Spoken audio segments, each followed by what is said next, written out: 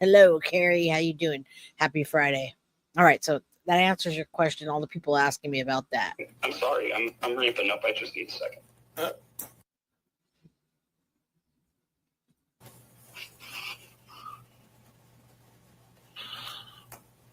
Okay, I'm sorry. That's okay.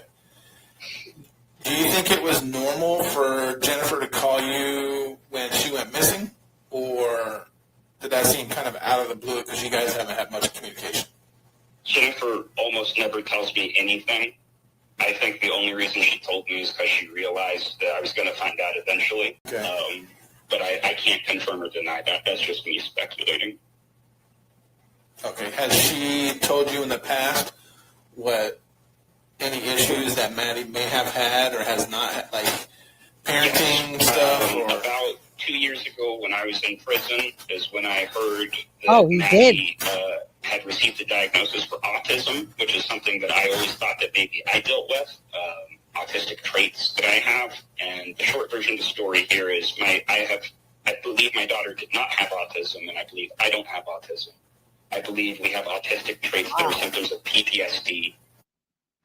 Wow, y'all. Wow. First time I've heard this. Hold on, I don't know what happened here. Hold on. And okay. Realizing that it wasn't a genetic autistic trait that I passed on to Maddie, it was probably her having similar developmental conditions that I had as a child that I was recognizing in her. And that's real fucking hard to deal with, man. I'm so patient waiting to have my turn with my little girl. And then this shit happens, and I just don't know what to think. I'm just processing. I don't know what to do. I don't know what to do. All right. Have you ever met Jennifer's boyfriend, Stefan? I don't think so. I think I've only ever seen pictures of him on Instagram. I'm trying to remember that. All right, so yeah, we've heard more information out of him in the last 3 minutes than we have out of Jennifer SOTO. That would be helpful for anything. Anytime Jen's ever talked, nothing has been useful. It's been all her confirming nothing, confirming that she handed Maddie over, that she backed up Stefan Stearns and didn't want him arrested, and then lots of victim blaming here. Showed signs of PTSD, not autism. That's exactly what we've been saying the entire time. I've been saying that the entire time, especially talking to the roommate CM.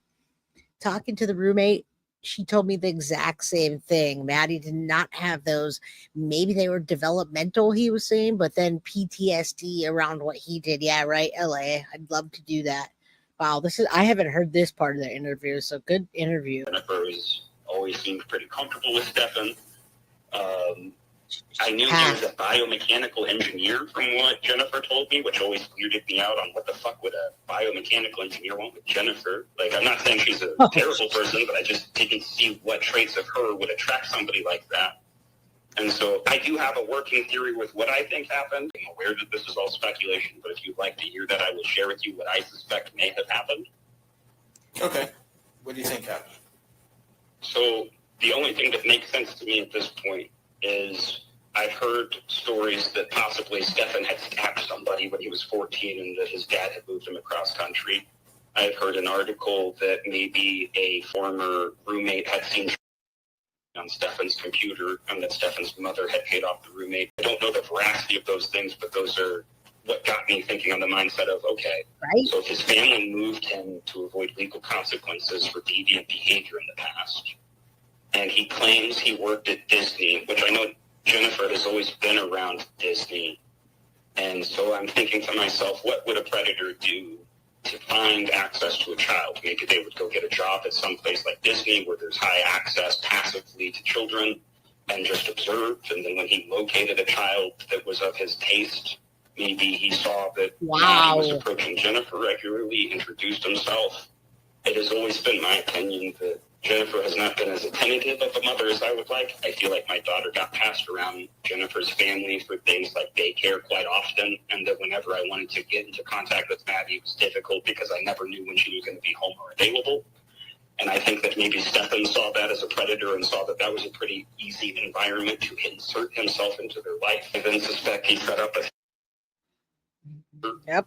And at what point I become curious watching shows like Dexter or things like that is, okay, what fucked up their schedule then? How did he go from this patient calculating monster who did all of these things to being emotionally incompetent and disposing of a body off the side of a fucking road?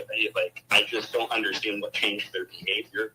And I say there because I started watching. It took me a couple of days to have the emotional space, but I started watching interviews of them when they were reaching out to the news outlets. Jennifer told me they were going to reach out to the news outlets when Maddie was missing, so I knew she had done that, but I just hadn't watched the interviews. And when I watched the interviews, Stefan is in a couple of them, and I was watching his body language, but then because I was doing that, and some YouTube videos about body language came out, I was looking at Jennifer's body language, and it's like, I saw very strong emotions in her, but they seemed like anxiety, like not grief, not she. Wow, y'all. Wow. This is more, he said more in the last 7 minutes than she's ever said about anything. He does think Jennifer's involved. Crazy lemon tart, happy birthday shenanigans. This is great. This is the first time I've heard this. We just got this from the FOIA. So I'll change the title of this to Madeline Soto's biological dad, Tyler Wallace, and then I don't know if we're gonna have time for the ex-girlfriend today, but wow, absolutely, just yeah, he's spot on. Benzos and Lunesta, right? He was doing his due diligence with this. He was looking into it, looking at body language. He was doing all the things we've been doing the whole time. All right, what happened here? Was waiting at home while our daughter was still missing. Like that, I literally can't wrap my brain around that. It doesn't make sense to me. And so what I suspect happened is something that they couldn't avoid, something like maybe we got human brains, right? And they realized like, oh fuck, we can't get an abortion, we can't hide this. Maybe they did something. I don't know if Jennifer was involved or wasn't. Maybe Stefan did all this on his own and she just found out. That's where my head is at. And that's why I was like, you know what? I think I want to set up separate updates with the police department because I just don't know. I just don't like the fact that everything I know about my daughter has been filtered through that family to me. Mm-hmm. I'm sorry. That's my piece. That's okay.